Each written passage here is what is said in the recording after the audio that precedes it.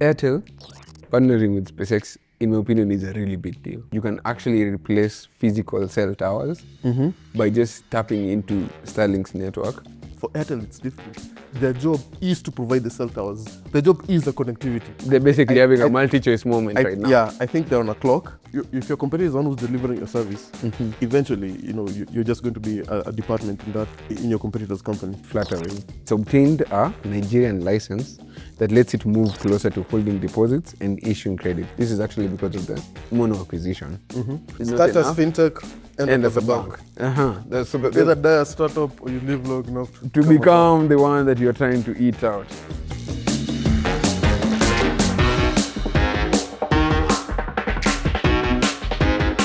Starlink.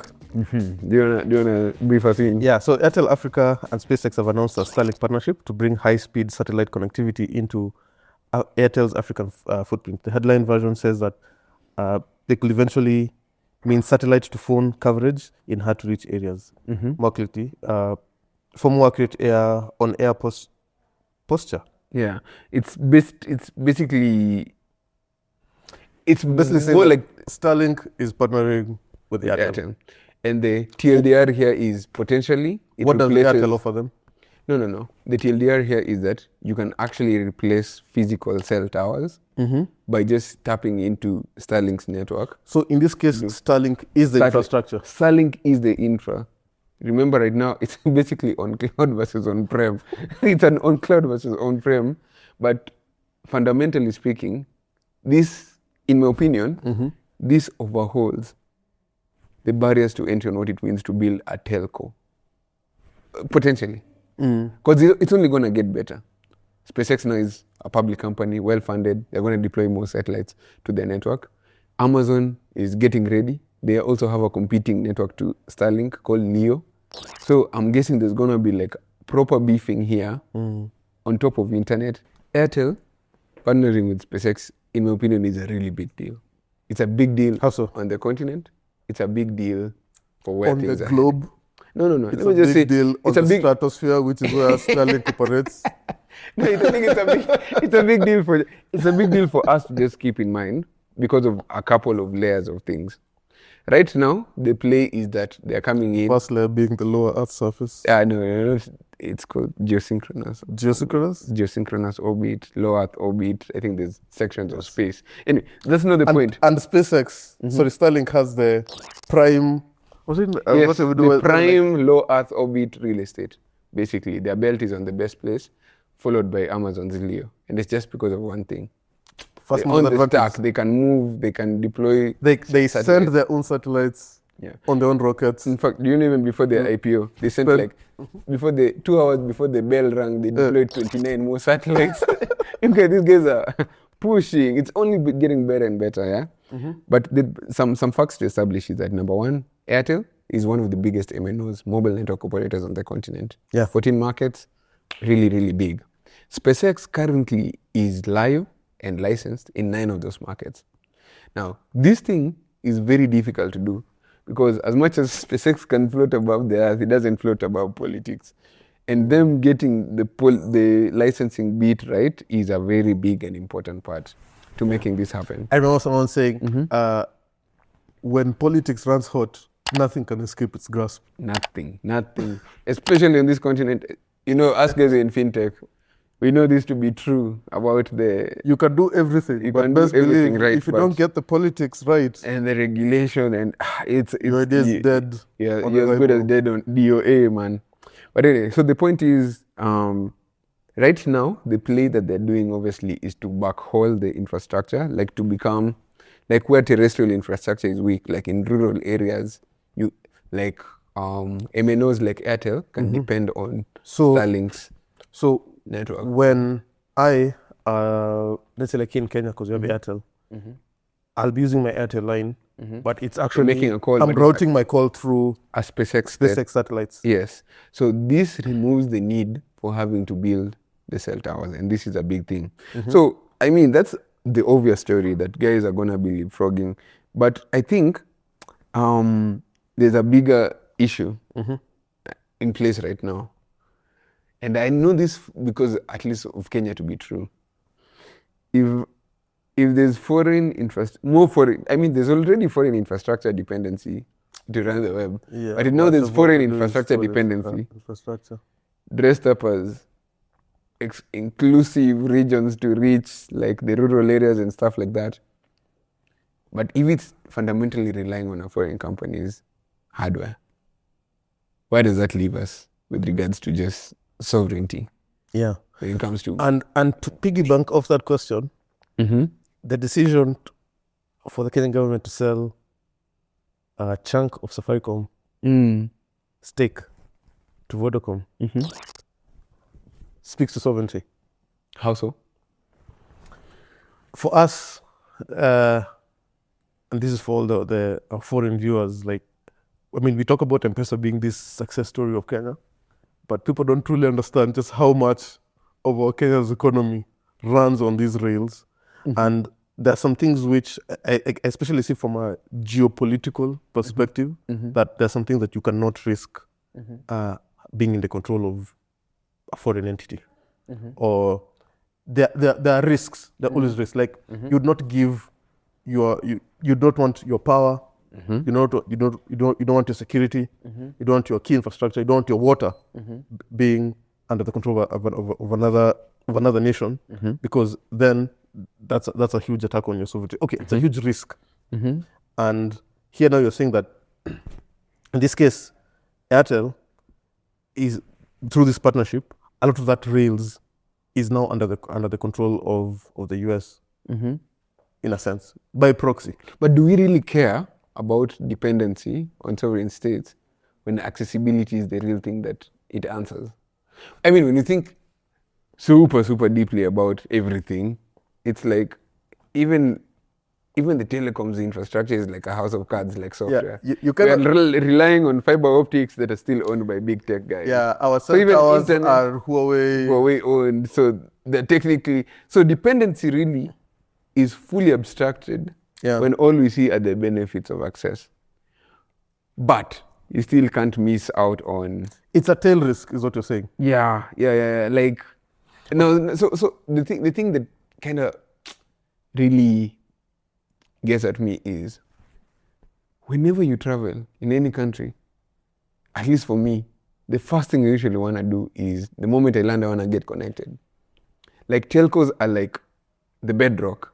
Like, you can't even exist in this day and age if you can't land and get your internet situation sorted, or maybe your call and connectivity situation sorted. You reminded me of the time I bought this portable router. Airtel, actually. Fair enough. Because I was going to Indian owned, by the way. just to stack your dependency layer. Because I was going to Tanzania. And I was like, yes, I'm in East Africa. I have Airtel. Airtel. This is going to work. I go there. Hey, my bro, I was struggling for even like some kbps, like, just spare me some packets. Spare me some packets, oh benevolent dictator. I had to get another line. So got I mean, it's like every country has its own. Like, even if someone tells me, hey, Safaricom operates in Congo, I'll be like, yeah, Sure, I can go there, but yeah, if you go to SA, I'm not just going to assume that, hey, it's Voda, MTN, like, it's different in every market. And it's funny that for me, it's always the first thing you think about the moment you land. Even before you get food, when I land, the moment I've just checked out of the airport, I'm like, okay, I need to get my internet situation sorted. Now, people... That's because you tried to call an Uber. Okay, now, I can't basically move without it. So this is like core infrastructure we're talking about here. Yeah. That's now relying on like a big dependency stack. So I think that for me is like now the bigger, I'm very concerned about that, but also aware that because we have all these benefits of the technology, you really just don't care that it's a Chinese company running your running your cell towers, or now it's going to be a US. Like, at some point, the benefits outweigh all the risks, especially for us. I mean, we are a third world nation. Actually, Africa, man, to be honest. It's crazy how we are people who are just like the benefits outweigh the risk that we never want to develop in this. In fact, the question I even have is, this whole satellite connectivity thing, it's a pointer towards how much of our stack is dependent on foreign entities. Is this a public good? Is this like another telecom product? or is this strategic infrastructure that we're just It's all those things. letting go It of? is a public good. It is infrastructure. Mm-hmm. It is a public utility. Mm-hmm. But at the same time, it's miles ahead of what we can do. It's truly innovative that you just cannot afford to ignore. That's interesting. So what now happens when all the MNOs, okay, MTN wakes up, sees, oh, Airtel is doing this. So now they've cut down their cost of coverage by, they've just leapfrogged their cost of coverage by just signing a contract with SpaceX. Yeah. MTN does the same. Safaricom, like, or Vodafone does the same. No, Basically, it fundamentally changes. But Yeah. isn't it like good for guys who want to get in for the first time? Like, I don't need to go and build towers. the actual bigger risk here that I think we're ignoring, and I'm going to use this company as the example. I remember MultiChoice. MultiChoice. Innovation. Especially right now with World Cup, that's a very sensitive topic. So I remember the day Netflix came to Kenya, and I was having a conversation with my brother. I'm like, Mulch is about to die. These guys are dead. They just don't know it yet. Seeing those videos, this guy's dead. He just doesn't know it yet. Because, and this is the fear that I have for the likes of Airtel, or at least Or the current infra as is, the Yes. current stack for telcos as is.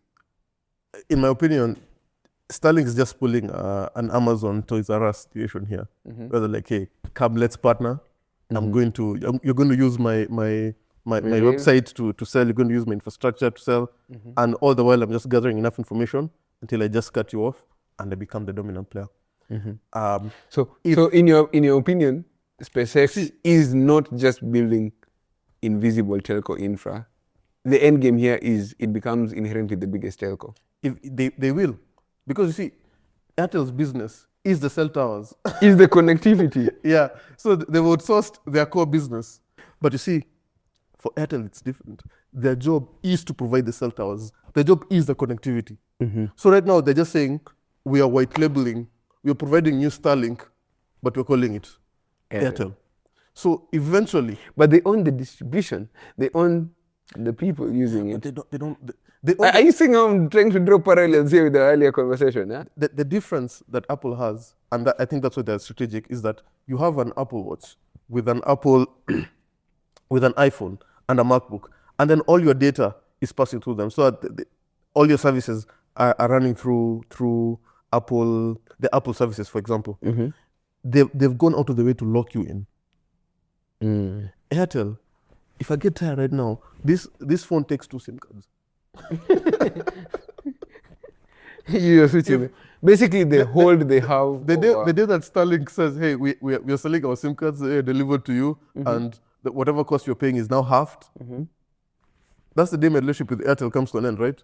Yeah, or whoever the MNO is. So it's scary for them, or at least from my point of view, in that they're basically having a multi-choice moment right now. Yeah, I think they're on a clock, because if your competitor is the one who's delivering your service, eventually, you're just going to be a department in your competitor's company. I have a very interesting strategic question. If you're an exec, if you're a chief in one of these MNOs, what's the best strategic play for you right now? Partner, fight, or wait?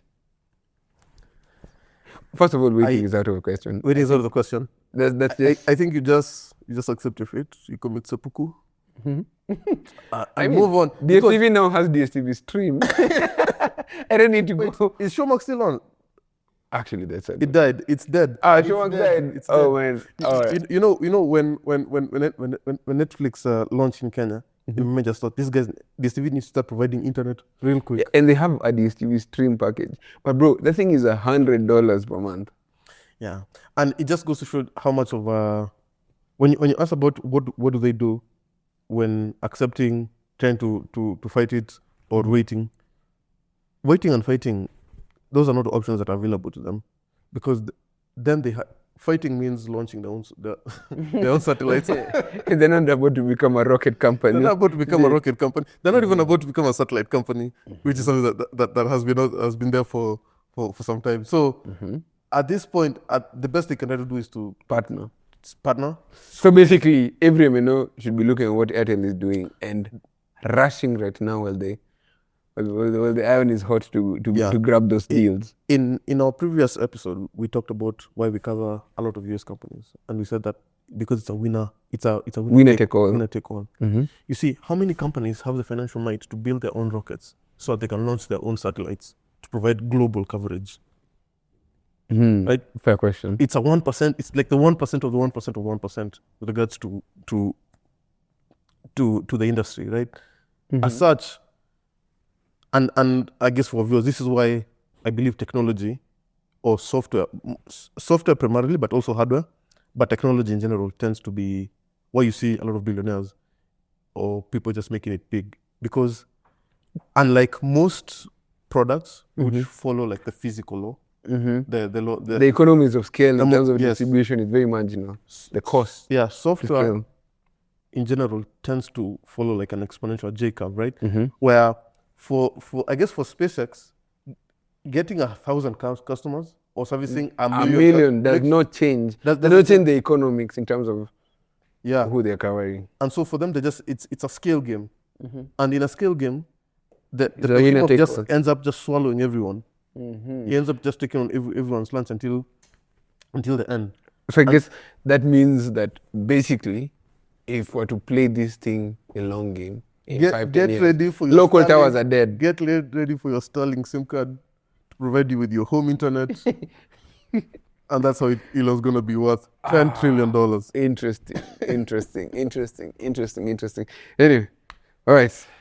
Oh, your laptop is dead, so now I'm just on braille time. You're on brain power on Bongo DB. I'm on MongoDB time. Bongo DB. Vibes alone. Let's go. You know what the real nerds know about being Bongo DB is playing, right?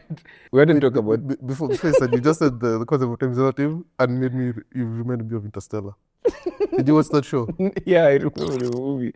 And that's why I was... Did you like it? Movies. Yeah, I mean, it's a good piece of art. I'm going to leave it at that, but it's so boring. Why? It's so slow. That movie is straight trash. Wow. That movie is straight garbage. Okay. Imagine you're watching a video about astronauts, they're going through space. They're now one day in space is now 10 decades here. And then do you know what cuts across time and space? Love. Anyway, to be honest, Interstellar is, wow, bro, that's how uneventful it is. I watched it years ago and it was just... People say they like that movie and I'm like, I don't think I finished it. But anyway. Talking about Earth. But now, back to reality. To Africa. Back to Africa. And more specifically, back to fintechs. Back to Wakanda. Back to our bread and butter. Yes. Fintech. So there's a lot that can be said here, but let me just quickly speed run. So African fintechs are moving from payments into deeper regulated finance. Deposits, lending, merchant credit, banking licenses, etc., etc. The example here is Flutterwave. It's obtained a Nigerian license that lets it move closer to holding deposits and issuing credit. This is actually because of the Mono acquisition. Moniepoint, for instance, has come into Kenya and they've gone through a licensed microfinance bank direction. So basically the details are specific. Obviously the different parts about whatever this means are specific, but the strategic arc here is quite clear in my opinion. Fintech, that payments is start not as enough, fintech, end as a bank. Either die a startup or you live long enough to become the one that you're trying to eat out. So anyway, I don't want to get into the details about Flutterwave. I think everyone knows them. You can just read up on your own.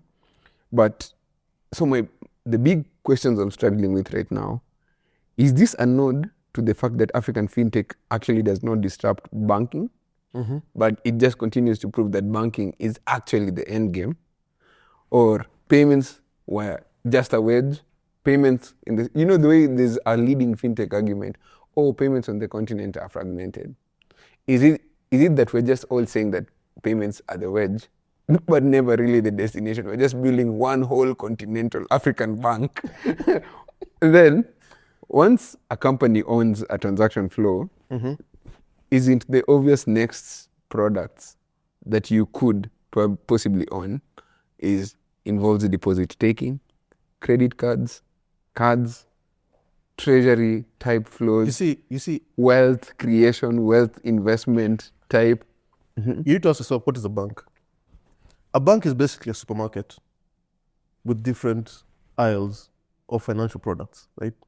Lending, investment, fixed deposits, insurance, insurance. blah, blah. So it's like, we know when people say, that the crab is ultimate form, there's this joke about how different animals all will become like take the form of the crab.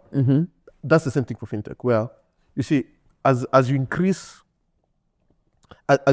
your product offering, you more and more just resemble the bank, because you're just becoming a product assortment of different financial tools and financial products. What I find more interesting is why that is the case. Like, banks are struggling to get, not struggling, but they're trying to get people. Startups get people and then end up being banks. And I think the psychology behind it is what I find interesting for me. What you're finding as the interesting word for me is a bit different. What I'm finding interesting is a fintech to bank transition a graduation, or is it actually a capitulation? Because here are some facts. Banks will always be heavily regulated in every country, because every central bank in every country has a fiduciary responsibility to protect deposits that are being taken and whatever credit is floating around in the economy. So inherently, banks will always move slower than fintechs. Yes. Fintechs will always be moving fast. So I usually see the line that, when a fintech matures, it becomes a bank. But I also see the line that you become a bank and then another fintech comes and takes your place. Type of. Are you seeing like? I understand, but you kind of have to see things for how they are, or the reality of this thing, in the sense that, hey, you can't be forced to become a bank. It's actually something ambitious that you grow into, in the sense that you can stay a fintech and only offer your small product service. Perhaps you just offer insurance, or you offer investments, or you offer remittance. You can be perfectly content with just growing and being that sliver. And in fact, if you look at, if you're being honest, our largest quote bank is not a bank, right? The person is happy to just sit on the transaction layer and not sit with people's deposits. But for other startups that are trying to grow and are not able to crack that level of product market fit that an M-Pesa has, then for them it's all about diversification. It means you have to grow, you have to do more than you started. I disagree. The thing is, all fintech looks the same, but there is wedges. You can either grow vertically, or where you stick to your niche. Us, we're just investments, so you just go to see how much you can do while still staying in investments. But more often than not, you try to do a bit more, because, and I think it's because the gap or the energy it takes to just slightly expand, move horizontally, isn't that big. In the sense that if you're someone who's offering savings as a service, it's an easy logical step to think, hey, what if I offer insurance? Okay. What if I just start taking deposits, right? It's not necessarily that it's hard. It is hard, but it's more that in the mind of someone who's said to think, how are we growing? When you sit in the board and you're saying, what are strategic goals for this year? You don't just say, hey, they're just going to make more. You're just, how do we protect ourselves from risk? And again, we talk about fintechs. This is an area where you are, especially in terms of things such as politics, you can, your product line or your product area can be just demolished by one legislation, right? One way of guarding yourself from any market risk is either become the bank. You grow horizontally in a geographical sense. You're in all these areas. So you basically pull your risks. Yes, or you across grow multiple or markets. you grow horizontally in a product sense, where you offer so much that no one line can destroy you. Or you grow vertically and become a bank. No. When you grow horizontally, that's when you become a bank. Like No, you, no. you can just decide to be a remittance only company, and there are all those companies that only focus and they're global, right? They're so big, but they've narrowed down their focus. You can be the intuit where, hey, us we just do tax, or we do your QuickBooks, right? And we don't try to do anything else. But especially when you're thinking in terms of diversification and security, you just end up just growing a bit wider. So is it safe to say that African fintech, therefore, and maybe fintech in general, therefore, actually does not disrupt banking? It just proves that banking is always the end game. It's like a better way that your bank makes its products available. I'd say that fintechs inject innovation into banking. He basically said this. He said the same statement, just in a different because way. okay, Is it like you know the way we talk about the Roman government setup? Senators check governors, like type checks thing. and balances. Yeah, checks and balances. What- Fintechs keep banks on the edge that you could be dethroned at any time because I will go, I'll grow, Yeah. I'll get all the users, I become big enough, I become you, and I replace you. Yes, until And then- someone else comes. And then someone else comes and becomes the Yes. fintech of the And, day. and that's exactly. But you see, the only way that this other person can dethrone you is if they offer something that you are unable or had previously ignored. But sometimes banks genuinely can't do it And because that's of the setup. Like it's like the setup. The funny thing about And that's where the innovation comes in. Someone figures a way someone figures to out do what these guys can't do And that's at a gonna small be- scale. more often than not the fintech. Like think And so about it's basically I'll never forget, dude. I remember in 2015, when my brother had a Co-op bank app. To change his password, he needed to go to his local branch. To change the password, right?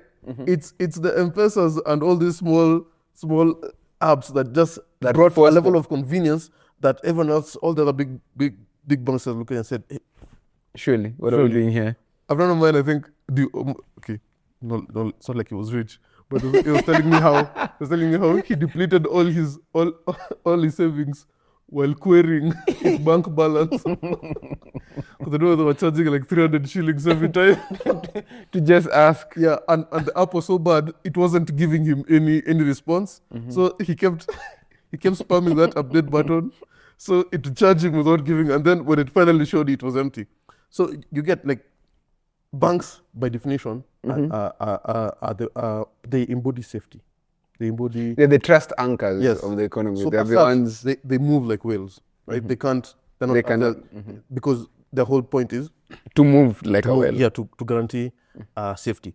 But now, small startups, fintechs, are able to ideate a lot, are able to find out what users actually need, and they build a product on top of that until they eventually kind of raise the bar for everyone else. Because as they take market share from the big boys find a way, even as a with whale. large size. Eventually. If it means creating a small entity that does their app and then kind of brings it back to the fold, they find a way. Like that's what I mean when I say they inject innovation into banking.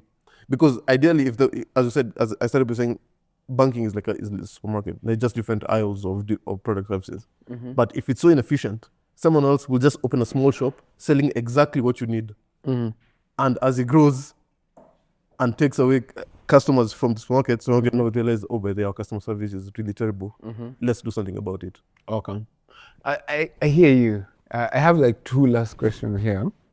So the first one, what's the fastest path to market? Buy a small stake in a bank and then keep doing fintech things. So you're technically not the bank, but you have all the goodies that come with the safety. I think you're speaking to more of a regulatory problem in so much as I think, especially here in Kenya, it's not getting... not just in Kenya. Trust me, it's everywhere. It's everywhere. But getting like the license, getting over the regulation is hard. And sometimes it's understandably so. You don't want anyone to just start taking everyone's money.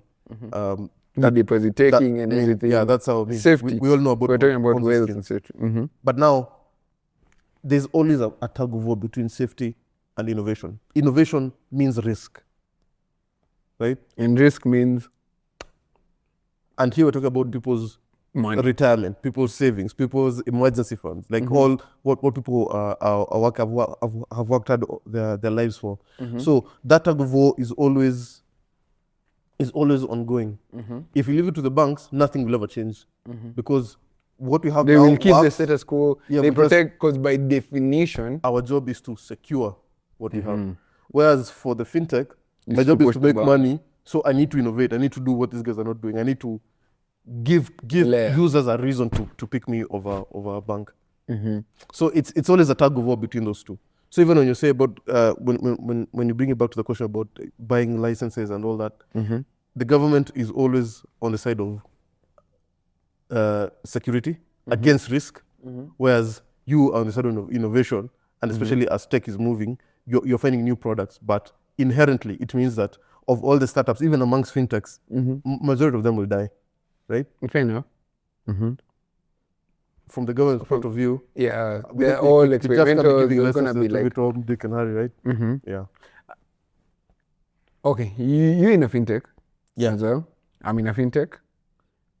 Is the better bet right now to stay asset light or to own more of a regulated stack?